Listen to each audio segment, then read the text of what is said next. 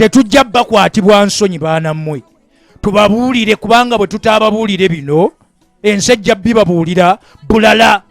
Ate mukyamizibwe mukyame naye gwe yabitegeera okuva awaka, eyabitegeera okuva mu kkanisa. Bino ensi kwekyamidde. Laws of sexual morality tuteekeddwa okubimanya. Abakuŋŋaanye naffe olwaleero bino bw'obitegeera ensi tegenda kukukyamya. Tulina okuyiga okutambula obulungi. Kati katugabane lunyiriri ku lunyiriri mu ssuula eno eby'Abaleevi essula ya 18, naye nga zonna nkulu nnyo mu bulamu bwaffe ffe ng'abaana ng'abazadde, nkulu nnyo. Ntandise. Mukama n'agamba Musa nti yogera n'abaana ba Isirayiri. Kati njogera n'abaana ba Uganda n'abali ebweru wa Uganda, abali mu Rwanda. Nina mikwano gyange abali e Zimbabwe, abali e Zambia, abali e Bungereza, abali mu United States of America. Continents zonna. Ye tulina continents mmeka mu nsi? How many continents do we have? Mu abasoma geography temukyazijjukira. Mukama antumye okwogera n'abantu ba Katonda n'ekkanisa ya Kristo, abaana ba Mukama, abato n'abakadde, abazadde ffenna wamu, abaweereza ba Mukama mu lukuŋŋaana luno nga tugabana ekigambo kya Katonda. Kati tuli mu kitabo eky'eby'Abaleevi essula ya 18. Mukama n'agamba Musa nti yogera n'abaana ba Uganda. Kati gwe teekawo eggwanga ly'olimu. Kugambye bwe mba nsoma tunula mu Bayibuli yo ogoberere lunyiriri ku lunyiriri mu kitabo kino. Bino bye twogera bigambo bya bulamu ebituyamba awaka, mu society, ku ssomero gye tukolera. Bwe tunaategeera bino kigenda kutuyamba nnyo okutambulira mu butuukirivu, okukola obutuukirivu Katonda bw'ayagala. Mukama n'agamba Musa nti yogera n'abaana ba Isirayiri obagambe nti nze Mukama Katonda wammwe, ng'ebikolwa bwe biri eby'omu nsi y'e Misiri gye mwatuulangamu, temukolanga bwe mutyo. Era ng'ebikolwa bwe biri eby'omu nsi ya Kanani gye ndibatuusaamu, temukolanga bwe mutyo. So temutambuliranga mu mateeka gaabwe. Kati Katonda waffe ayogera naffe. Ensi erina bwe yeeyisa. Ffe ng'abaana ba Katonda, Katonda baawadde ekisa okugabana ekigambo kye, atulabula. Ayina eggwanga lyatununulamu, ate tulina eggwanga lye tulimu, eggwanga ettukuvu ery'abalonde ba Katonda, abaana ba Katonda abaagala Mukama, abamwesiga, ekkanisa ya Kristo. Tuli kkanisa mu nsi, ensi gye tutambuliramu nnyonoonefu, ejjudde obuseegu, ejjudde obubambaavu, naye kati Katonda waffe ayogera naffe olwaleero. Kino kigambo kyaffe nti ng'ebikolwa bye biri eby'omu nsi y'e Misiri.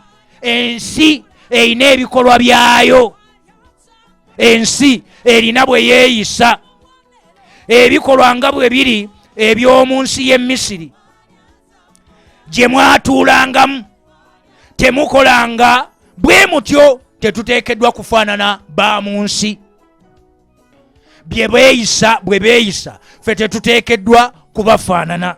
Era abadde abafaanana ke kaseera okyuke, wejjemu ebikolwa byonna eby'ensi, gwe omwana olokoke.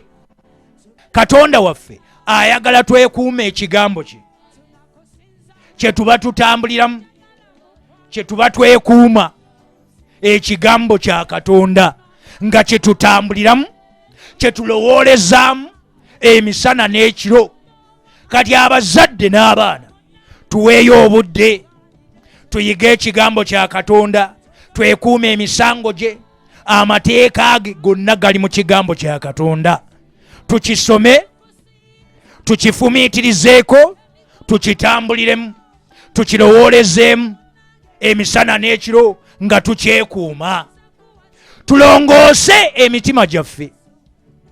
Twayigako emabega eyo nti abantu bwe nzija ne nkubuuza ompeeyo memory verses nga 10 at least ekitono. Ennyiriri ng'ozijja ku ntobo ya mutima gwo nga 10 at least ojja sanga batono. Asobola okuwa ennyiriri 10 okuzijja mu Bayibuli nga tatunudde mu Bayibuli. N'akubuulira olunyiriri ng'alujja ku ntobo ya mutima gwe. Kati ennyiriri zino tuzijje mu Bayibuli ziwandiikibwe ku mutima gwaffe. Omanye ekiziremesa nga bw'olaba ka memory card ke tuteeka mu simu oba mu kompyuta kajjula oba flash nejjula. Kati abantu abazadde, abaana ab'obuwala n'ab'obulenzi, abasajja n'abakazi, mikwano gyange ne baganda bange bangi abalemwa okuwa memory verses wakati w'ettaano ne 10 nga bazijja ku ntobo y'omutima gwabwe.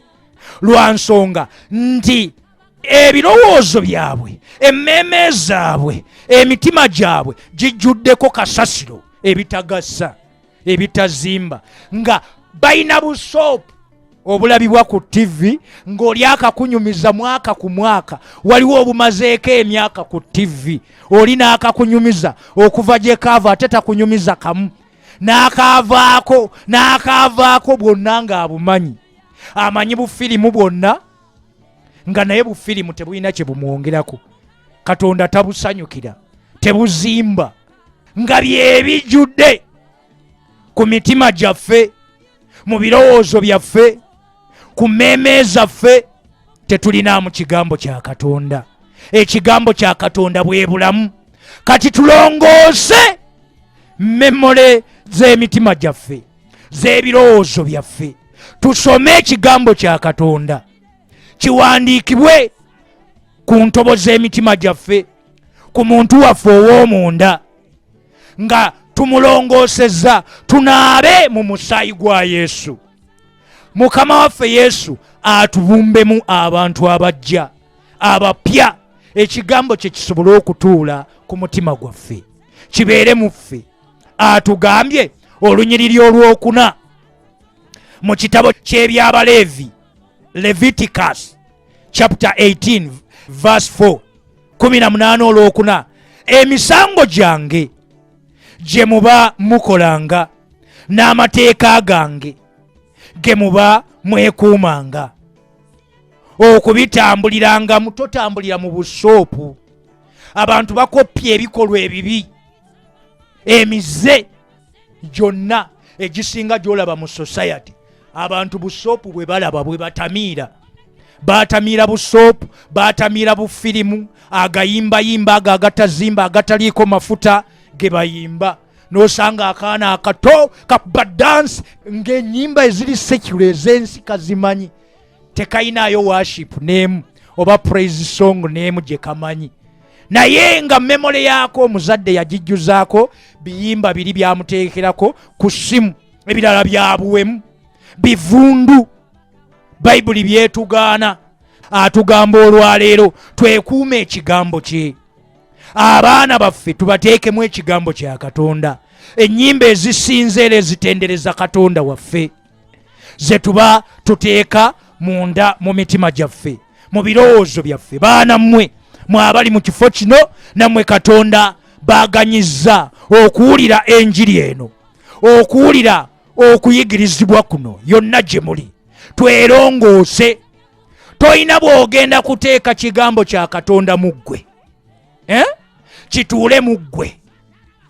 Emisango gya Katonda, amateeka ge, ebikolwa bye biyingire mu ggwe ng'omutima gwo gujjudde, nga gujjudde obuseegu, gujjudde obuwemu, eby'obujeemu byonna nga bye bitudde mu ggwe. Kati Katonda waffe atugamba ti emisango gyange gye muba mukolanga n'amateeka gange ge muba mwekuumanga okubitambulirangamu